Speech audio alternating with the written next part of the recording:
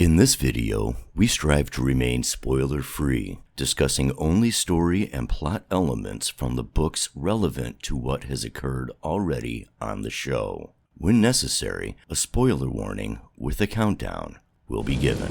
Hi, I'm Bill, also known as Matt Stagger.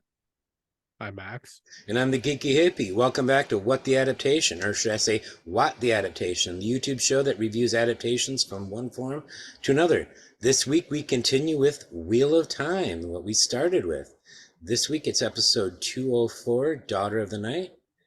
Max, what can you tell us about this episode? Well, it was directed by Sanai Hamuri, who directed last week's episode. Written by Dave Hill.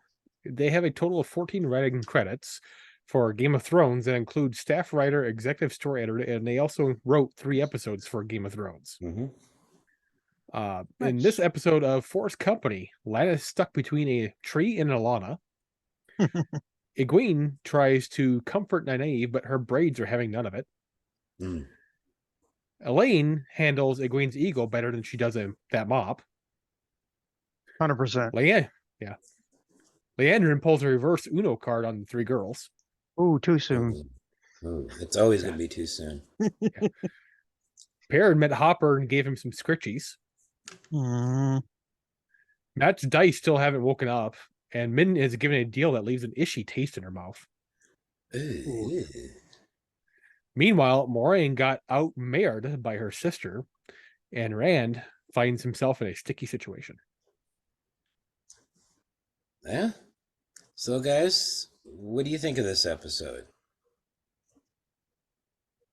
I mean, overall, I loved it. I'm okay with, like I said, most of the changes they made. I have one that's sort of iffy that we'll talk about, but overall, I enjoyed the episode. Max? I enjoyed it. I had fun. It dragged a little bit. But it makes me want to see where they're going. Yes. Yeah, I had fun with it. There were some scenes that I really liked, some good character development, and getting to see a character a bit more of a character. But overall, I'd say I liked the episode more than I disliked it. Although the parts that I don't like, I'm rather not liking strongly. So we'll see how that goes. So, Max, you want to start us off? Well, the first question of the night is, of all the changes from the source material, what are some you enjoyed and what are some you disliked? I'll let you guys Bill? go. Well, I'm not sold on the Min change, her dealing with Ishii. I have to see where it's going at this point. I'm kind of like, it could be good or it could be god awful, but I'm not 100% sure which it is, depending on where they're going. So that was my one questionable change. That's one I don't have any issue with, because I see it as a necessary change to fix the way Barney screwed them last year. Whatever his reasons, he essentially screwed the writing of the late season and for the early part of this season. So they're having to fix that. And Min at this point in the main story doesn't really have much to do, and so it's a good character to use to fix. It's unfortunate we probably won't see her going on a certain little trip with certain characters, but she didn't really have much to do with that storyline either, really. No, So for I me, can it was forgive just the change of her motivations, where she's sort of straddling that line between the light and the dark, and Let's I see. mean, this close to becoming a dark friend. I don't see it that way. I think she's not willing at all with. I didn't say she was willing. Yeah. I just said that's how it's looking, because she's having a one-on-one with Ishii. So like I said, depending on where they go with it, it could be great or it could be awful. Yeah. Yeah, I don't think they're necessarily going to be going evil with her. More or less, that they're giving her they're trying to give her that deal where she's going to obviously not take it. Yeah. That's what I'm thinking. And if they go that direction, I can see, okay, I can work with that change. But like I said, that's why I'm sort of iffy on it, Mhm. depending on what they do with it. Using her this way also gives the writers the ability to show us Ishii in the dream world or dream shards, whatever it is that he's using on the show, and to show the way he operates, the way we see throughout book 1 and 2, through Rand and to some extent Perrin's, POVs. We're not getting that much of that on the show, or at least we didn't get much of it in season 1, and we're able to get it with somebody else other than the three boys, because we know that he was Right. there in the dreams of the three boys. So I don't see it as that much different than, those kinds of confrontations that the boys had with Ishii. Yeah. I mean, the only other thing that really bugged me was Rand and Celine sleeping in the dirt when the cabin was right there. Was the cabin there the first time when they were there in the day? Yeah. I didn't see it. Yeah, I didn't it was right notice behind it. them. I did not notice it. I mean, Honestly, I think she just didn't want to get burnt down. I'll admit sometimes it is. She knew he was going to fight a fade. Mhm. She didn't want to get burnt down. See, That is a valid point. I live in a what? I climate. will readjust that in my brain. That is a good point, Max. Yeah. I live in a climate where it's actually kind of safe to sleep directly under the stars and not have to worry about wildlife stinging or biting you or eating you. So I don't find it too weird. As a matter of fact, the very first night I spent at Wheatland Music Festival, which I just got back from this weekend, but 20 years ago, my first time there, the very first night there, I literally slept under the stars. I didn't even bother with the tent. I pulled my sleeping bag and pillow out, and I slept directly under the stars. It was so nice. So I could totally understand, especially if you have someone to curl up next to in a campfire. It's quite a nice situation. So try that here in Florida. That's my point. I live in a climate, and Max, for the most part, does too, most times of the year, or a good chunk of the year. He could camp outside like that. I'm just thinking about the whole gator situation. Mm-hmm. Yeah, that's why I don't live in Florida. One of the things that I didn't like, and it's a minor little nitpick, I don't understand why it had to be Lady Anver's son marrying the queen of whatever country Kyrian is in. It almost makes me think Kyrian might be part of Andor, for all I can tell at this point on the show. I don't know why they had to switch the monarch. Like I said, this is just a nitpick, but it's an example of a change that seems to be made just because they could make it. Instead of making the monarch of wherever Kyrian is at being a queen, they could have kept it a king and have Lady Anver's daughter marrying the king. It would have been the exact same situation as she described, except the genders would have been flopped and we would have still had a king in Kyrian. It's a little world-building nitpick that I don't know why they bothered to change it. It's like, hey, we can change this, so let's change it. And that's what that particular change feels like to me. Did you see her son's name? No. But she specifically says, my son is marrying the queen. Yeah, I know. I'm wondering if her son isn't an important character. And that's the reason they went with the male, as opposed to just switching the genders and having it that way. House Damodred was already in. And it's part of the whole change of... I don't mind so much making House Damodred have been in the pits.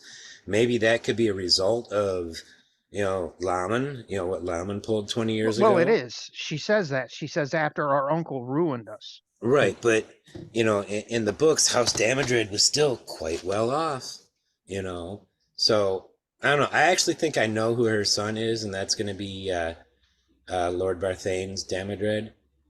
Yeah, so I think it makes sense. The actor cast is young. Yeah. It just...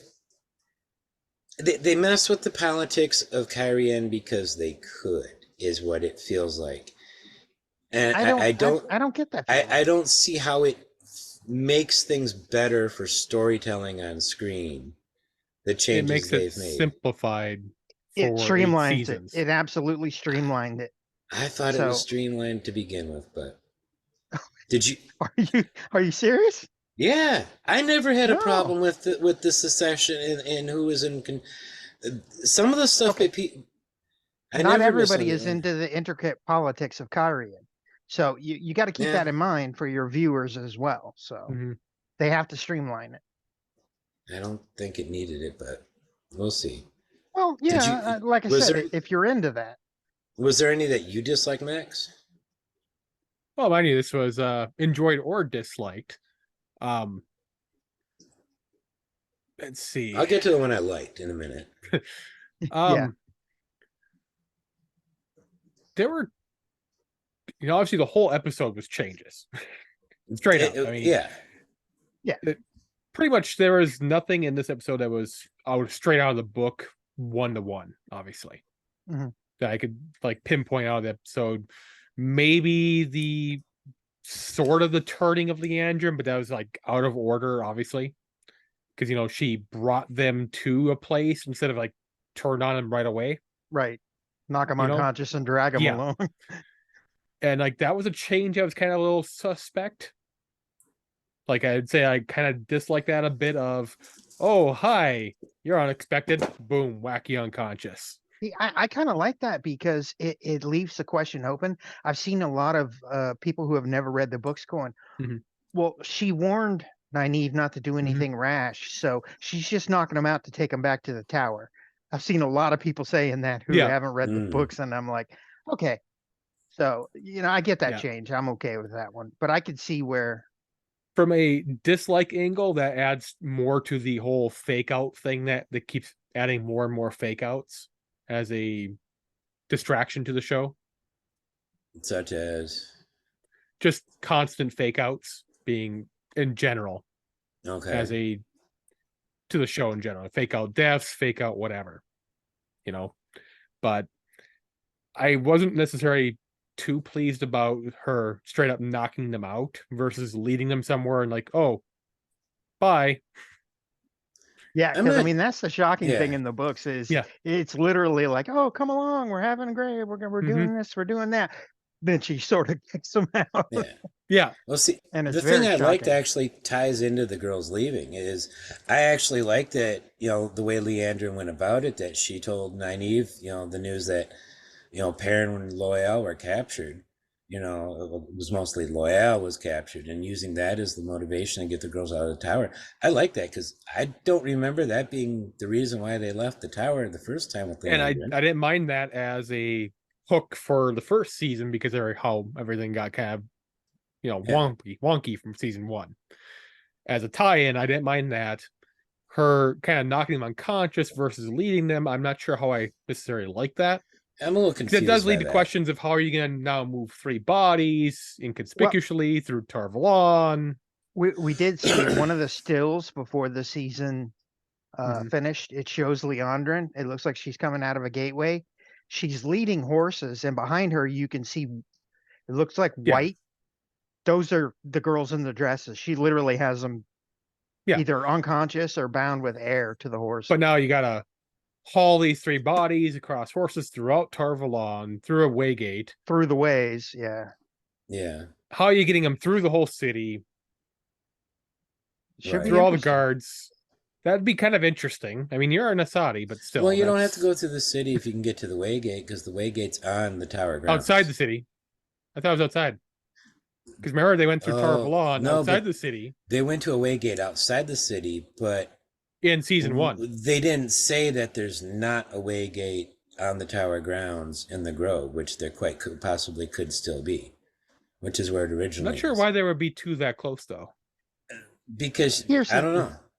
As a Old nice guy, cities would move. anybody even question her, even with 3 bodies on a horse? Yeah. It's still raised questions, especially for. Another Yeah, not Aes directly Sedai to might. her though.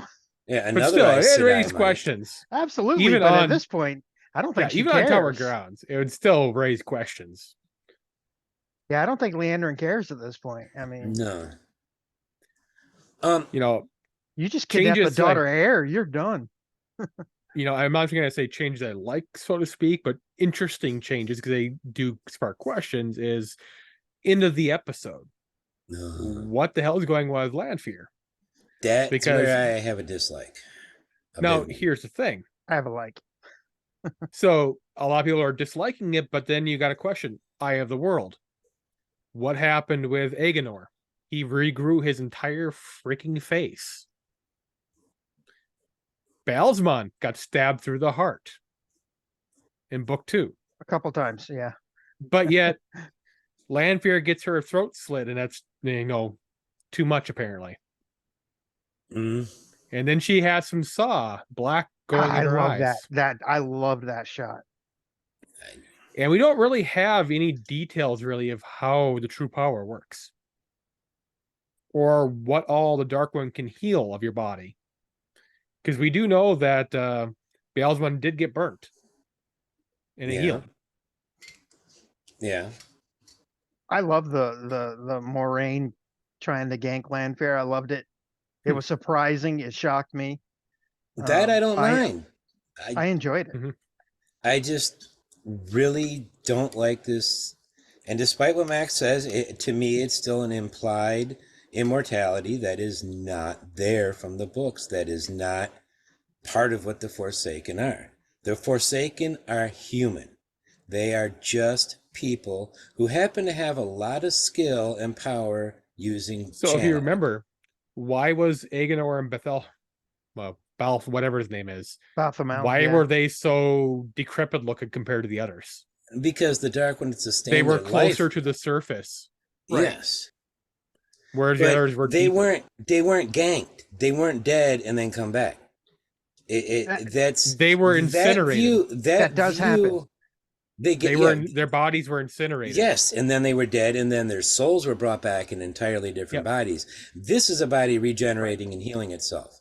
That is a reader who, when I first read the Wheel of Time, at the first 2 books, the Forsaken scared the fucking shit out of me. Okay, I'll admit that they were scary shit. Until you realize they're just people. They can get killed. An arrow through the eye, they're just as dead, unless it's Tel'aran'rhiod, as anybody else. Okay? And that's the problem that the Forsaken have to deal with, is they're just human. And here, we're making them God level. And I have issues with that. They are not demigods. They are not the Dark 20th One level healed her. characters. I mean, we don't know. So at this point, I just don't she buy could that. still be human, and he chose to step in and heal her. So at this point, I'm not ready to make a judgment on, they're immortal.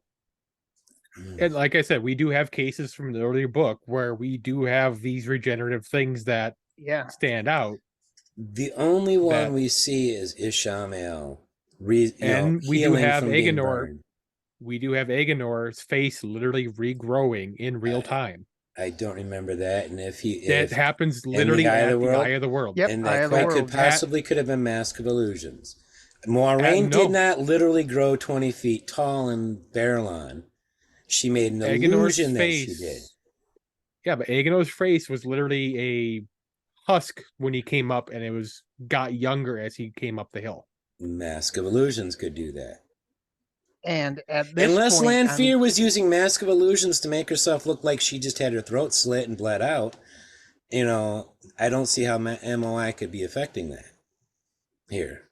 The way it was described in the book, it wasn't a mask. It was he grabbed the source from the eye and he got rejuvenated from the power, is how they described it. I don't remember that. I'll have to go back and look at that one.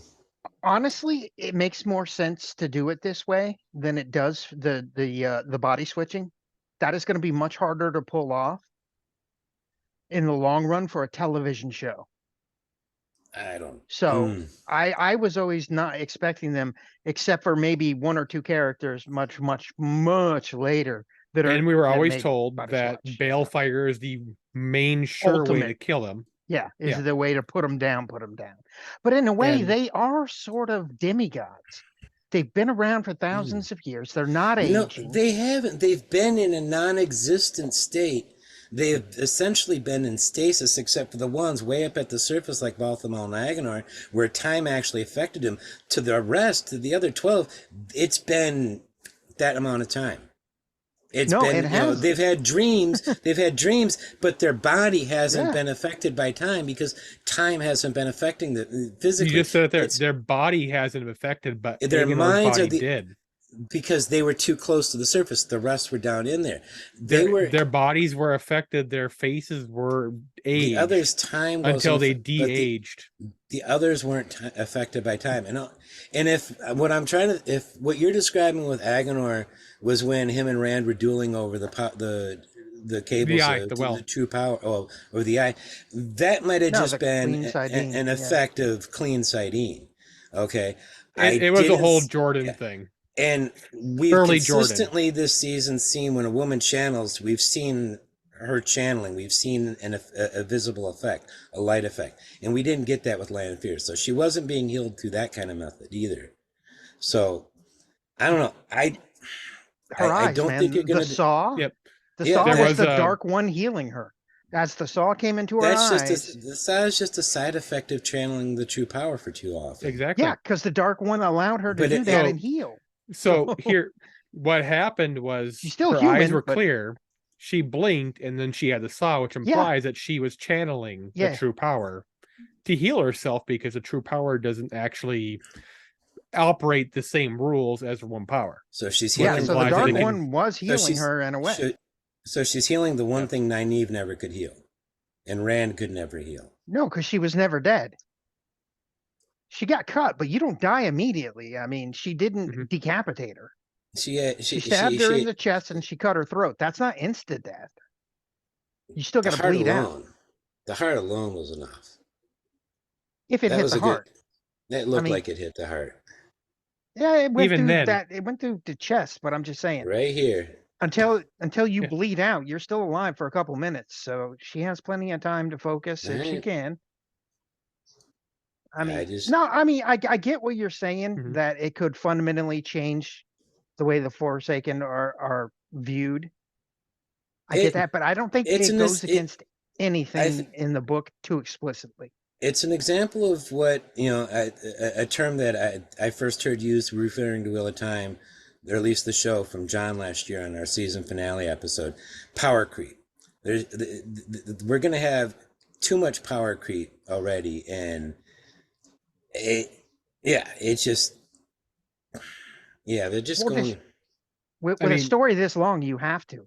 There's going to be time jumps and power creep jumps. I mean, you kind of have to. You're talking about the one power. It's, abbreviated form is called OP, which means overpowered. Power creep is inevitable. Mhm. We have freaking Balefire. Yeah. There's nothing more power creep than Balefire. I mean, literal magic Uno reverse card. All I know is by the end of this series, the characters we're going to see on the show are going to be way more powerful than the characters in the book.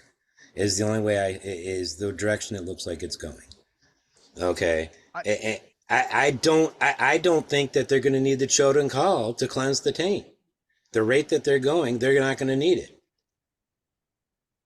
and that's Or my they just- fear. Or they increase the difficulty of the bad guys so it equals out. They get power creeped as well. So, Hmm. if they're equally power creeping up, they're going to be equal in level. So it's not really going to change all that much, other than we get a lot more special effects and badassness, which is not something I'm going to complain about at all. What's our next question, Max? Question 2. How well does the show interpret the appearance and nature of the costumes, props, scenery, creatures, both practical and VFX, and how much did you enjoy the music? I liked the way everything looked. Partially because there were no Waygates or Shadow Logoth daggers. I'm just throwing that out there. I don't really mind the Shadow Logoth dagger that much. I actually defended it. It's Tam's sword that I didn't like the design of, but I'm happy with it. It's just the Waygates. No. But everything looks great, and I really like the outfits. I don't even miss, the rank striping that the Kyrianan nobles use. I don't miss that, I always thought that was a little strange, It would be neat to see it, but see a fashion designer, a costume designer do something with that. But I'm okay with them not doing it. I like seeing Perrin with the gold eyes more and more, and I really like the way the wolves communicate. I'm happy with Yes. that. I I am am really happy with that. so excited about that. They nailed Wolf's speech without making it weird or doing too much voiceover work, which is what I was really afraid of. But I'd agree with that. voiceover work can work. Voiceover Yeah, it can and can. does Just work. too much is what I'm afraid of. I mean, one of my favorite shows that I absolutely hate because it's absolutely atrocious, except for the voiceover narration, which is great. Riverdale pulled it off really well. Every episode, for the most part, opened with narration from Jughead, and it was really good. Sarah Connor Chronicles used it all the time, every episode, and it was brilliant. It just, I understand what you mean by overuse, but Yeah.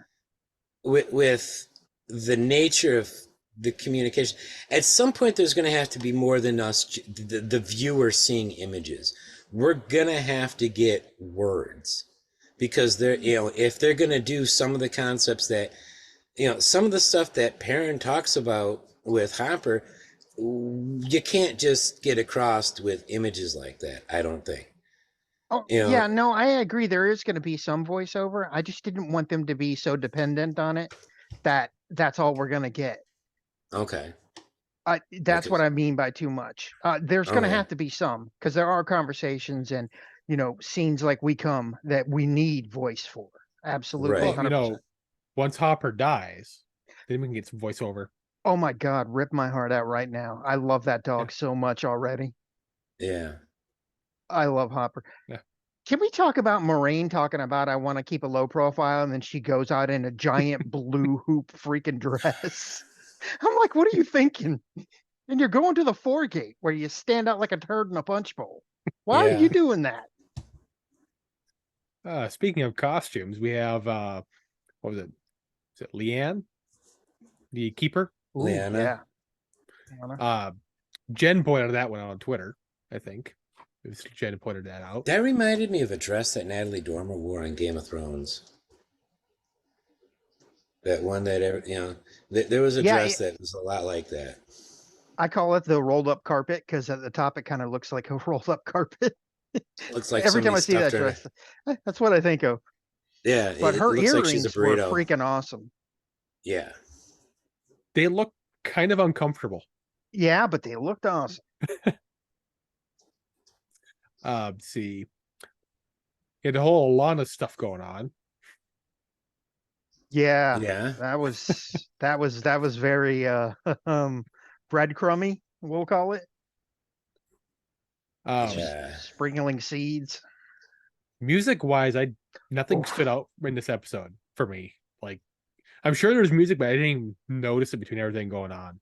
I did. I- Particularly during the Rand and Celine reveal, the music was just perfect. Yeah. The album actually came out this week. Okay. If you've listened to it, there are some beautiful themes on there. Desert Warrior is beautiful. I love that theme. I will give one negative to the props. Uh-oh. Whatever Elias was eating was not venison. Oh no, man, that was gummy all the way. You could tell That it was looked like gummy. liver. We were He's joking that it was one of those big gummy bears that you get in a It's gummy. drugstore. You could tell it was gummy. But I'm okay with that. I mean, what are you gonna do? Have him eat a raw steak? No, but Right. still, I was like, we're like looking at what on earth is that thing? We're more distracted trying to figure out what the hell he was eating. I'm like, yeah, I Dude. knew it was gummy. I'm like, that is definitely something gummy. Because as he's biting into it, I'm like, that looks like a gummy bear, like one of the giant gummy bear pieces. But no, I like everything looked good, I think. The VFX are getting better. I'm really happy not seeing just plain white light for channeling. That was rather boring, season 1. I'd like to see Okay. air and water, or what's noticeably water being channeled. Quick question. Did you notice when Lanfear was channeling, when she was on top of Rand, you could sort of see it was almost like heat shimmers coming off her in weaves. No, I wasn't watching that. I'm wondering if that's the true power or if she's actually inverting her weaves. So I think it's point of view. When Rand was channeling, it was colored. Right. When Lanfear was channeling, it was clear. when we have a point of view from a female, it's colored. Okay. You know what I mean? Yeah, I get you. I'll have to I watch just for like that. the idea that she was inverting her weave. I'm like, That would be because So I'm assuming if we're going to get a scene, let's say from Matt's point of view, and there's a female channeler, we're going to get clear weaves. that would make sense. You could still see they're using magic without it being two people staring at each other. maybe. Because we kind of had that with the in the ways, I want to say it was when someone else's point of view in the ways, we didn't see, what was it? We didn't see color in the weaves. But when we had it through Matt's or Rand's point of view, we saw his weaves, but we didn't see anyone else's. I'll Right? have to pay attention to we that. saw Rand's weaves in the waves, but we didn't see his from their point of view. Right. You know? So it's that same kind of concept that we can't see his unless we're from his point of view. That makes sense. You know? I'm still gonna stick to the headcanon. She was inverting her weaves because I like that idea. Question 3.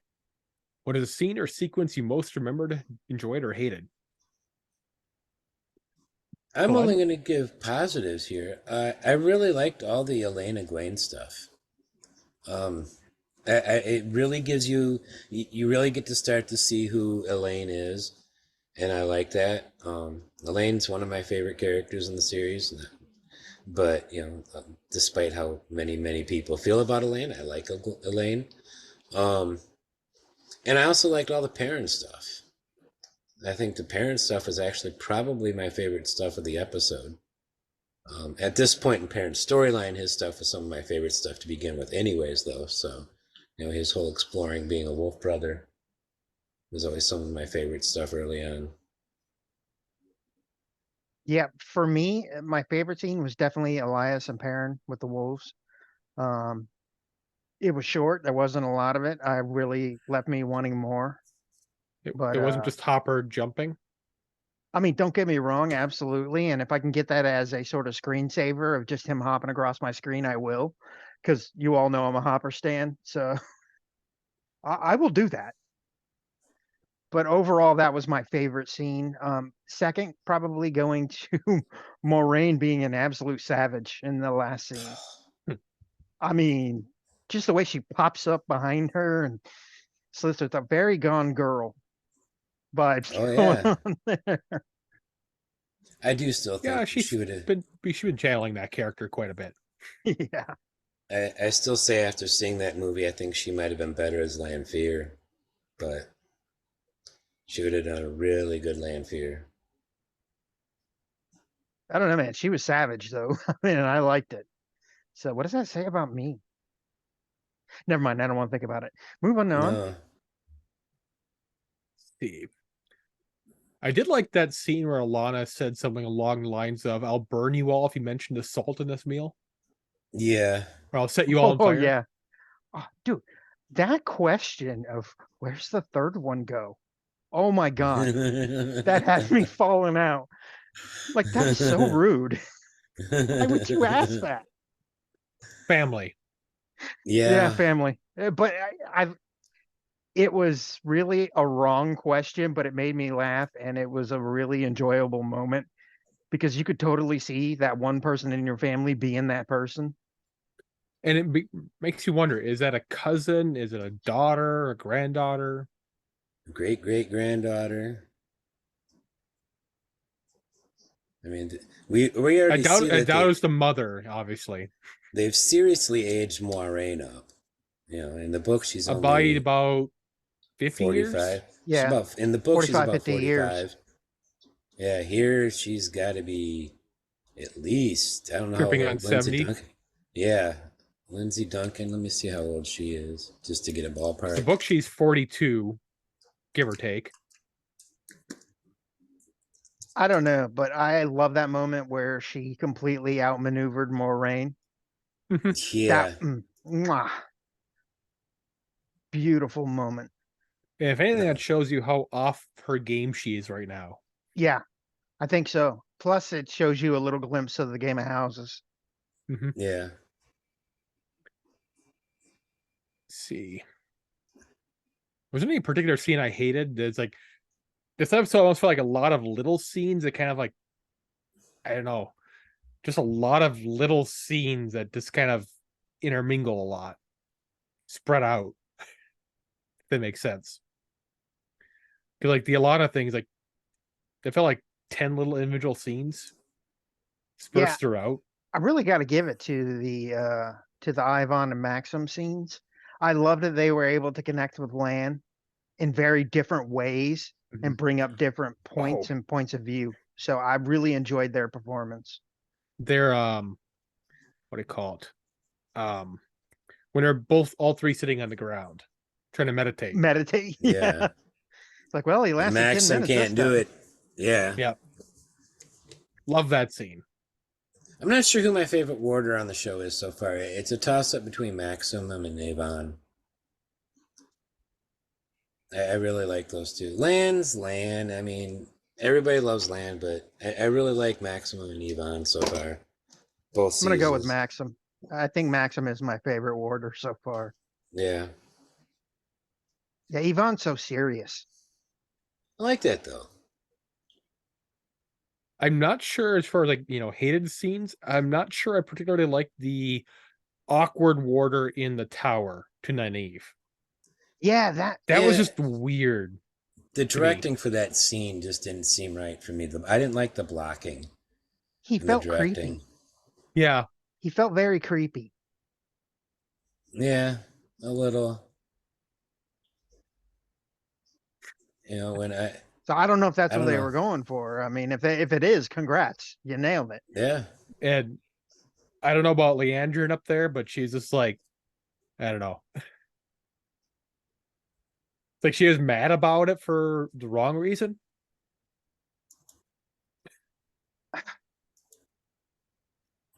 Yeah, I think that red comment might have bugged her a little bit. Yeah.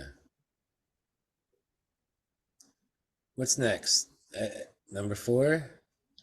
Yep. How well written was the dialogue? Did it adapt to the dialogue from the books well? Well, the second part, I don't know if... Go ahead. Well, one of the first lines, the prophecy was basically directly from the books. Yeah. Yeah. Almost word for word, except for like the old tongue part. Maybe. Blood calls blood. Yeah. And that's about it of really much that could be adapted in any way, whether directly or paraphrasing from the books, because there's not really much in the way of scenes that really line up. I mean, they're similar scenes, but they're not the same scenes. Yeah, there's no one-to-one, really. Yeah. Yeah. So their dialogue was well written, that's not my complaint with the writing. It's the way they're going about the story and the motivations that they're using and some of the stuff that I have complaints with. But the actual dialogue itself is really well written and really well acted too, which we'll get to. Yeah, I like the writing. Other than the warder scene, the creeper warder, that, like I said, that felt a little stiff and creepy. Yeah. So I think part of it was his pose that he was trying to go for. I don't know. Leaning on his sword to, his Vulcan stick like that. Yeah. If it just felt a little much for me. So, I mean, other than that, I wasn't real happy with that scene, but the writing itself, as far as dialogue, was, I enjoyed it. But yeah, there's nothing really one-to-one you can compare except for the prophecy. Which is still fantastic. Oh, yeah, without a doubt. And I love hearing it in the old tongue. Right. Question 5.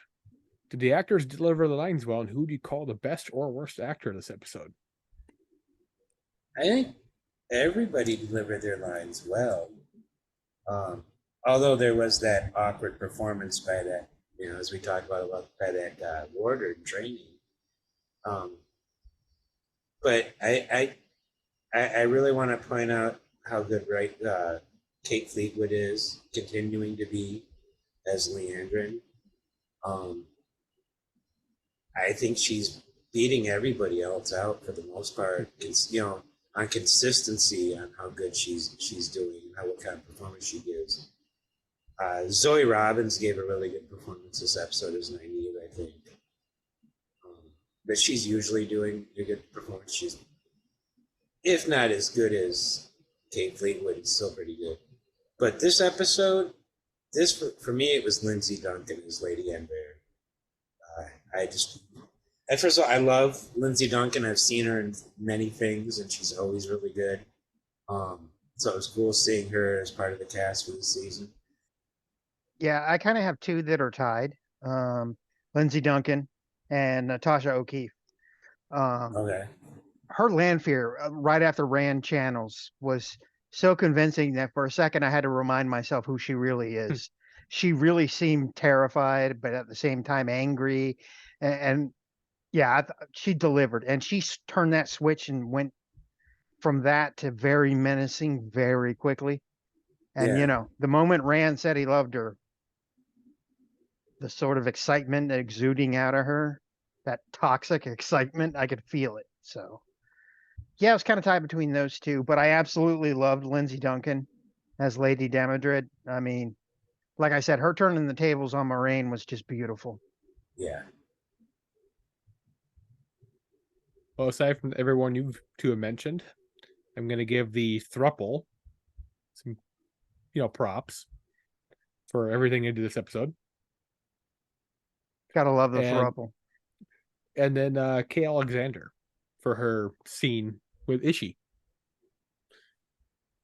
Yeah, it was a very emotional scene, and Mhm. you can understand from a human perspective where she's coming from, especially given the example, like the little girl, who am I going to be when I grow up? And then she sees this zombified skeleton little girl, she's going to die. Right. She's had 6 lines this whole series so far?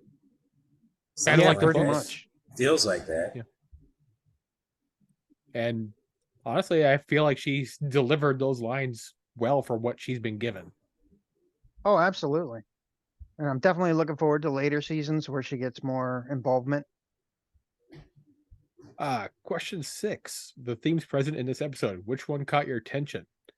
What did you think of those themes that are relevant to the books or events happening in real life? You guys go first on this one. For me, I think one of the biggest themes is the loss through aging or not aging.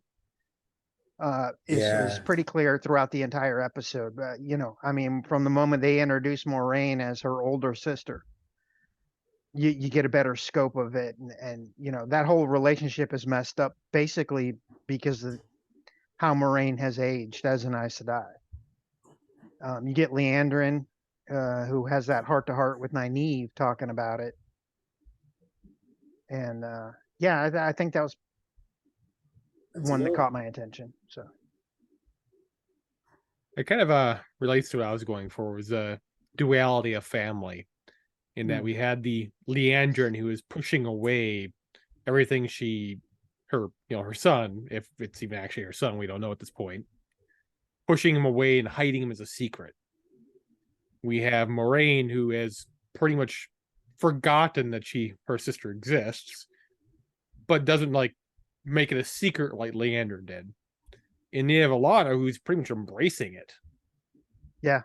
100%. Just a complete, there's almost 3 sides to this point. Not duality, but it was kind of going duality, but it's more 3 sides to this point. Kind of way off to the one side and then neutral. Plus Perrin finding his pack. Mm-hmm. So the one you got more, Max? We did have a I'm trying to think what the word was I was going for, but at the beginning of the episode and the end of it, we had blood and blood. We begin in blood and we end in blood. nice bookends. Mm-hmm. Blood ends. Ooh, blood ends. I like it. The one that stood out to me that when I first tried to figure out what I saw for themes was a trust and betrayal. the reason why I was saying earlier when I was teasing with you guys earlier that we almost get the name, get it in there, said in the episode. I kept expecting him to say, betrayer of hope, Ishamael, give his name. Instead, he just said forsaken. He's giving that tease like he's gonna say his name, but yeah, we've got. I mean, obviously, there's Leandrin. Nynaeve is trusting Leandrin, and we're seeing her being betrayed. We're seeing Lan still reeling from what he sees as a betrayal. With good reason by Moiraine. So that's that's the main thrust of why he's a large thrust of why he's feeling that way. He does feel betrayed by her. At least that's how it seems to me. I don't think he should, but he does. Right. And, all these, there's other betrayal, we know that Min is basically betraying Mat, and you can't have the betrayal without the trust to begin with. Of course, Min herself is, she's really been betrayed, by Leandrin, with who ends up showing up there to meet her. There was another one that I had for trust and betrayal, and I can't think of it right now. Oh man, we have not talked about Logain all episode tonight. Who? Logain. Who's that? Yeah, I know.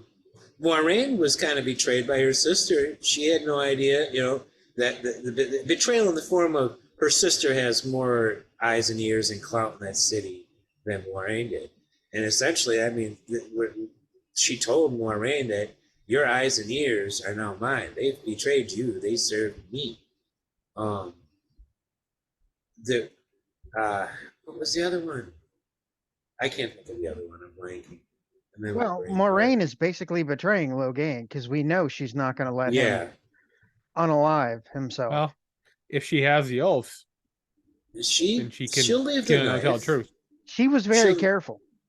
She said, "I will leave this with you." Mm-hmm. That doesn't necessarily mean she's going to allow him to use it. True. Right. But let's see. Talking about shitty deals, Min had a kind of a shitty deal with Ishmael, which was kind of forced upon her. Yeah. Well, she tried to run away, so. Yeah. But that deal was kind of forced upon her. Yeah, it was. By Leandrin. Yeah. She didn't really know what was going on with that. Yeah. Same with like Logain. That deal was kind of thrust upon him. Yep. I don't see where they're going. There's no way Rand should be able to stay in the city for any amount of time now, right? I mean, Lanfear's right there coming after you. So you're either going to have to take Logain with you in order for him to teach you, or are we just going to abandon that? So I'm not sure where that's going. Well, from the previews, we can possibly say that the Amyrlian seat might be in Kirahan. She's somewhere, yeah. Because I think the images show that she is there, I think. Is anybody else bothered because she's definitely not in Tar Valon. Yeah, she's not in Tar Valon. We know that. We don't think she's in, Caemlyn. I don't think we're going there this season. No, I think if we do, that'd be an awesome surprise. Yeah, we know she meets with Rand. Yeah, and I think it's going to be there. Yeah, so it's like we don't know when that's happening. That's happening soon, obviously. Yeah, I'm not sure if it's next episode, next two. Probably within the episode titled Dice Damar. Dice, how it's pronounced. Dice Damar. And it's probably when he's going to meet her in that episode. And I assume it's going to be in this city. But I'm not sure how Lanfear plays into that. Yeah. And if she comes crashing the party. I think she's going to crash a wedding, honestly. That wedding is not going to work out. Well, don't forget, at some point while we're in Cairhien, we are going to be seeing Lord Barthanes. Yeah. Because he's been cast, and he's been cast with really young guy. Yeah, I think which not- that's Lady Damodred's son, who's Yeah, going to be that- marrying the queen. So yeah. And we all know what his allegiances are. At least in the books, they are. You know. Oh, I'm can we just mention puzzled- that Rand is 2 for 2 with shitty taste in innkeepers? He hasn't Yeah. learned. Never trust a skinny innkeeper, man. Third Right? time's a charm. I hope. Maybe he'll Is meet Matt anybody- Hatch. Is anybody else concerned at how this is going into spoiler territories for later in the books? At how they're going to reincorporate Logain. We were starting to talk about Logain would have to go with it. How are they going to get Logain where he needs to be for Nynaeve to do what she needs to do? And I'm just like, they're going to have to divert a whole storyline just to getting him there instead of having him already be part of the storyline he would have. That's why I'm not mad about it. I'm just really concerned about this whole sanitarium using, having the sanitarium in Kyrian being where Logain is, and just the way they're using Logain. Well, I pointed out last time that he is already in the same place that Rand is right now, Right. where Suan is, where Moraine is, and there's no reason he has to stay there. I hope they don't leave him there. I don't think. Yeah, he really needs to get back to Tarvalon, I think. Well, or Egwene comes to them, which I'm okay with. Nynaeve. You need, Nynaeve. Sorry, Nynaeve needs to get to him wherever he is. So he needs to be with Rand because we know Nynaeve is going to go for Rand. And Well, ultimately, the other he thing needs- is, depending on how far they accelerate events, with Lanfear being there, depending on how fast they accelerate events, Yeah, that was my question. I mean, are we going to have Logain break out? We can do that off screen, and then he's recaptured by an Aes Sedai. Are we going to have Moraine check him out somehow, where he Well, actually travels if along? they accelerate events, Lanfear and Moraine are in the same room. Yeah, Well, all we yeah. know is the only thing he has to be is he has to be wherever the Rebel Aes Sedai end up. Which We I also won't be know that surprised Suan if will end up being a place not named Saladin. We also know that Suan is outside the tower, at Yes. the same place that Logain is outside the tower. So she could just order him released. So Well, like Or I said, brought back. if they accelerate the plot enough that Moraine and Lanfear disappear this season, and Suan gets deposed relatively quick here this season, I he's don't literally in the same spot as Logain. I don't think they're gonna do Lanfear and Moraine in the Arches this season. No. I'd say we could watch and find out. Yeah. I'll agree with that. I don't think that's happening. I'll actually wager that it won't happen. Not anything financial, but But mind you, we've already got the teacher angle going on right now. yeah, they're not going to do they have to introduce the arches first, and Well, they yeah, haven't I even mean, come close to doing anything to introduce that. To do that in Yeah, the next 'cause- 4 episodes, that's not happening. I wouldn't be surprised if we see it next season. Although, to be honest, because the way they cast this show and they built the show around Moraine, I won't be surprised if that never happens. If that tackle never happens. So Because then you're losing the main focus of the show for 2 seasons or a season and a half or whatever until you get to the final season. without a Mask of Mirrors involved or a recasting of Lanfear, how does Asmodin teach Rand? I don't think we're. I Via don't know Lanfear. that. I don't know that we're going to get that. I don't think we're gonna get Asmodean. I think we're getting Logain. I just pointed out because I think one of the statues is Asmodin. Yeah, I know I he don't has a remember- guitar. Yeah. So I think so Okay. too, but I'm not 100% convinced we're getting Asmodean. But it is worth bringing up that I think we're going to get accelerated plots here a lot sooner than we think we are. Yeah, And they could be happening as early as either this season or the next. I could see You're next gonna season have to- at the yeah. end of next season. And they're going to have to accelerate really fast because they've spent a lot of time with other ways of telling the same information Jordan got across in the books with one version of the story. They've made up other stuff to get across those same things in totally different ways. And they've lost time. They've lost time with some of these storylines. Not a case in And point. to remind you, Yes. they've already started the deposing plot via Leandrin and Leanne this season. Oh, yeah. Oh, yeah. Yeah, they're planting the seeds for that without a doubt. They have. So, And I think Leandrin's totally replacing Albion. I could see that. And honestly, I'm okay with it just because Yeah. Kate Fleetwood is so damn good Yeah. that I'm like, You know, keep her around. And some of Please. the, especially the Aes Sedai mergers that, I'm happy with that. I'm happy that we're getting Elida, or at least it looks like we're getting Elida, so that she's not being merged. But since I wasn't on to discuss the previous 3 episodes, I wanted to mention, I'm really happy with the change of dropping Van Dien and making Varen be Adelaus' sister. That's a change that works really well for me. And I was actually, once that clicked what they did, I was like, oh, this is a bonus. That was one thing that I wanted to praise last week, and I just didn't have a chance to talk to you guys. I think we were all okay with that change as well. Yeah. I mean, It works. 'cause- And in a way, that's kind of an improvement, because there were way too many freaking Aes Sedai. At least named Aes Sedai. you know what? Have we met any sisters with the S name yet? Swan.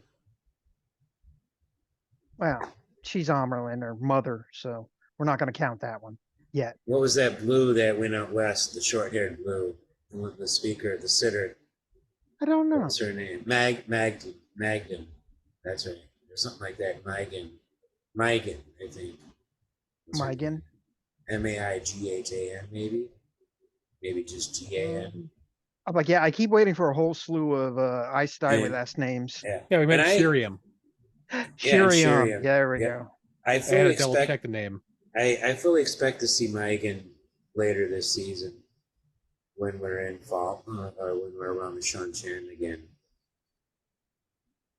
Because I can't push. I don't see them pushing that particular storyline for Egwene off until next season. That's got to happen in the next 4 episodes. Oh, it's happening. Yeah, it's close In to the season preview, we got it. So Yeah. we see Egwene wearing the harness as opposed to the collar. I missed that. I wasn't watching. Yeah, she's wearing the plate harness. Okay. She doesn't have the binky, but I'm still Okay. convinced those things are sewn into their mouths. I wouldn't be surprised. I Anybody keep else calling have that one anything? girl Maggie Simpson. Ooh, yeah, I see why. Anybody have anything else to bring up that they wanted to bring up? I'm just Yeah. really interested to see where we're going. Yeah, because I don't know. I have no idea if we're going to get anything close to the ending that we got in the books with, overall, the ripple effects are getting big.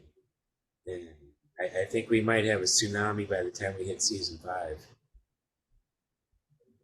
I'm okay with that, oddly. Yeah, like I said, I don't expect to see Chosen Call. I would say with the way everything goes with TV, I hope we get all 8 seasons. Yeah, me too. I mean that. Yeah, well, that's also doubtful. Yeah. So, well, thank you guys for chatting tonight. Thank you at home for watching. Come back next week as we discuss episode 205, which we don't have a title for yet. Thanks for watching. Please give us a like and subscribe, and don't forget to be awesome. See ya.